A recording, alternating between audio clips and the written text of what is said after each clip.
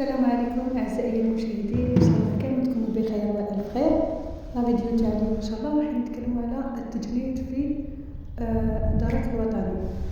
بالنسبه لشروط التجنيد لرتبه ضابط، التسجيل يكون مفتوحا لحامل شهاده البكالوريا 2024 بمعدل 12/20 في الشعب الاتيه: ادب وفلسفه، لغات اجنبيه، علوم تجريبيه، تسير اقتصاد، رياضيات والتقني الرياضي بمختلف تخصصاته.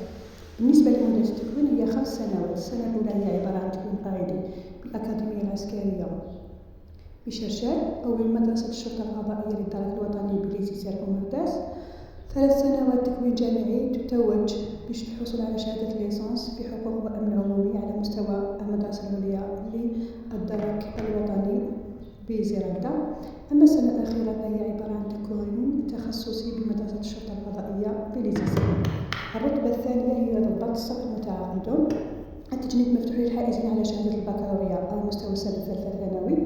مدة التكوين هي 2 سنين، سنة واحدة تكوين عسكري قاعدي، السنة الثانية هي تكوين تخصصي على مستوى مدارس ضباط الصف الدرك الوطني. رجال الصف المتعاقدون، التجنيد مفتوح للحائزين على شهادة التعليم المتوسط أو الذين يثبتون مستوى السنة الأولى الثانوية على الأقل. مدة التكوين هي 6 أشهر على مستوى مركز تدريب الوطني بنعامة أو بتوغوت، وكذلك بمسيلة وجيجي. إن شاء الله تكونوا استفدتوا من الفيديو. إذا ما فهمتوش خلوا لي سؤال في الكومنتات.